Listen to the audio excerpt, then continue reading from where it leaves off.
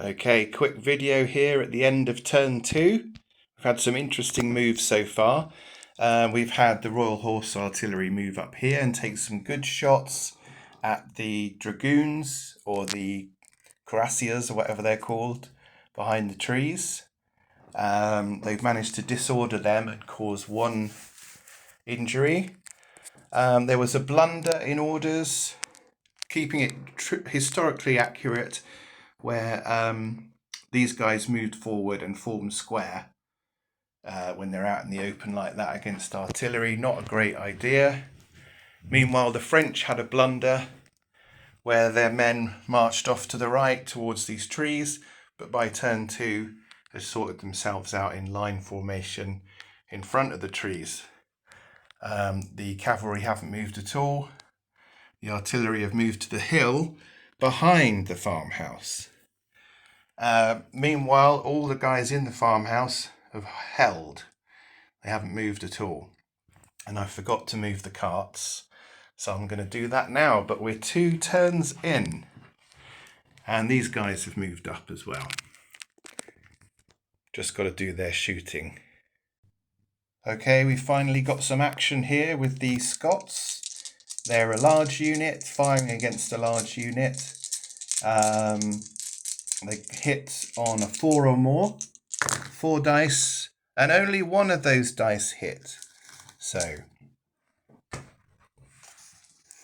this unit takes a wound, and Sharp's men are already up on the roofs defending the farmhouse. It's all going on in the Battle of Waterloo. Hi guys, massive turnaround here, exciting stuff. We've just had the Hussars demolish the French artillery in a charge. It was closely fought. The farmyard vehicles are out of there. We've lost a whole unit of British infantry in a big old battle with French infantry, but both units have broken. It was a draw and they both failed their break tests. So we've lost a huge amount of people. Then we had the cavalry charge from the woods to fight the Scots. There was a massive fight, and the Scots are at breaking point. They're 1 over. They are shaken, but they survived the battle. They survived their break tests, and so did the cavalry actually, but they survived it with a result of 7, which is 1 full move backwards. And 1 full move backwards took them off the board, and because they were shaken, they leave the board never to come back. So we're now at turn 5 when the Prussians turn up. So I'll put my turn 5 Prussian marker there. And this is where I need to decide whether to end the game after turn 5 or continue playing and perhaps bring the Prussians on. But the Prussians are near to arriving now. So I'll roll 2 dice, and let's say, how can we do this? Anything over 6 means the Prussians are going to turn up at the end of this turn. No, they're still not here. So next time it'll be 5 or more, and then 4 or more. And I've also got to roll for the reserves. The French Imperial Guard haven't turned up yet. But I think in interest of the game, rather than rolling for it, we shall have them turn up for turn 5, as there'll be absolutely nothing to do otherwise. In fact, maybe I'll put that rule in. By turn 5, if the reserves haven't turned up, they automatically show up. I've been rolling for them every time, and they just haven't been showing. Yeah, that's not quite the table edge, I know, but there we go. So here's the French Imperial Guard. This is that moment in Sharp when they all turn up, and Sharp gets a glimpse of Napoleon, doesn't he? Who I don't actually have a figure for, so that's something to look for.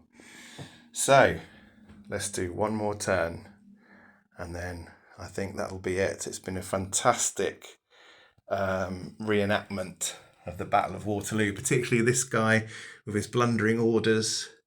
Is it the Duke of Orange? Someone like that. He's been very true to character. But we've got some rather worrying cannons in the farmhouse there, still from the French. So let's see how this goes. Okay, here we are, guys, at turn 6. And the Imperial Guard have just wiped out a unit of Scots. We've still got the Hussars, we've still got the cannon, another unit here of light infantry. We've got sharpsmen and some more commanders in the farmhouse. Still got the guns to deal with over here, but over the horizon come the Prussians. Now, turn 6, that can indicate game over for the French. The British have lasted this long, and essentially what happens now is the French give up and go home. This is just the only unit left. It would be interesting to play out a turn 6 though, so there is that option to do so. But if you wanted a timed game, then you can just use the turn marker Prussians. Simply as that, when they arrive. Find something for them to do.